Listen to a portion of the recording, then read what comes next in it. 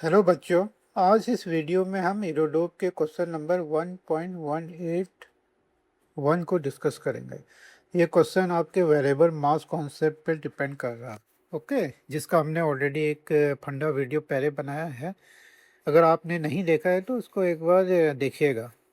तो इसमें क्या बोलता है कि एक space ship of mass m0, मतलब एक स्पेस शिप है जिसका मास m0 है और इसमें कोई भी एक्सटर्नल फोर्स नहीं लग रहा है और इसकी जो वेलोसिटी है v0 वेलोसिटी से ये मूव कर रहा है। Okay, to change the motion of the direction, अगर हम इस जेट इंजन जो इसका स्पेस शिप का डायरेक्शन चेंज करना है तो ये क्या करता है कि इससे एक जेट इंजन को स्टार्ट करता है और इस start ejecting the gas at the velocity u which is constant relative to spaceman and directed at the right angle. मतलब इस स्पेसमैन की जो डायरेक्शन में मूव कर रहा है उससे परपेंडिकुलर डायरेक्शन में एक जेट जो है इसमें इजेक्ट कर रहा है with velocity u with respect to आपका स्पेसशिप। तो इसमें जो हमें निकालना है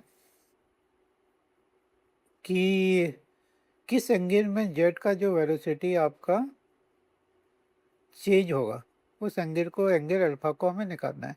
तो हम जानते हैं कि जैसे टी, अगर इस कंडीशन को हम टी इक्वल टू जीरो माने तो टी इक्वल टू जीरो में जो एग्जॉस्ट है वो आपका स्पेसशिप के वेलोसिटी से जा रहा है, तो इसका relative velocity with respect to spaceship zero होगा। ओके, तो उसका मोमेंटम भी जीरो होगा।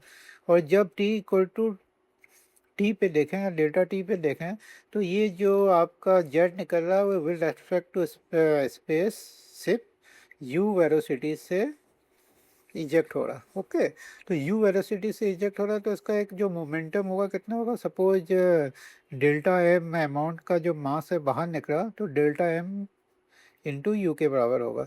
तो इसमें जो जेट में कितना फोर्स लगेगा, जो फोर्स होगा वो आपका rate of change of momentum होता है। तो ये delta m divided by delta t u के बराबर होगा। अगर delta m by delta t को अगर हम लैम्डा यहाँ एज्यूम कर रहे हैं तो जो हमारा फोर्स लगेगा जेट में वो लैम्डा यू के बराबर होगा। तो न्यूटन के थर्ड लॉ के अनुसार जो इसी के अपोजिट डायरेक्शन में एक स्पेस शिप में फोर्स लगेगा जिसका वैल्यू जो होगा माइनस लैम्डा यू के डायरेक्शन में होगा। तो यहाँ हम देख रहे हैं कि जो जेट में जो स्पेस शिप में फोर्स लग रहा है वो स्पेस शिप की वेलोसिटी के क्या है, परपेंडिकुलर है। ओके, तो इसमें कोई भी जो नेट इस वर्क फोर्स के कारण जो नेट वर्क डन होगा वो आपका कितना होगा, जीरो होगा।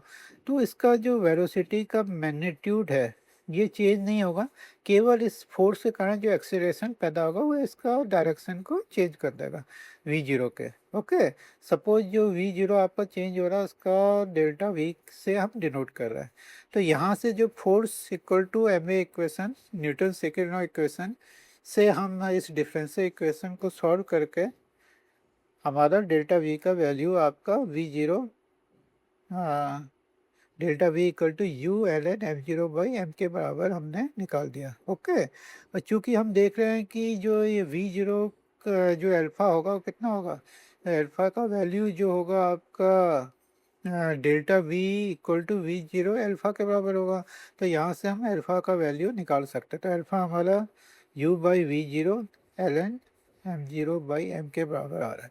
तो उम्मीद है कि आपको इस कॉन्सेप्ट को समझने में कोई भी मुश्किल नहीं हुआ होगा।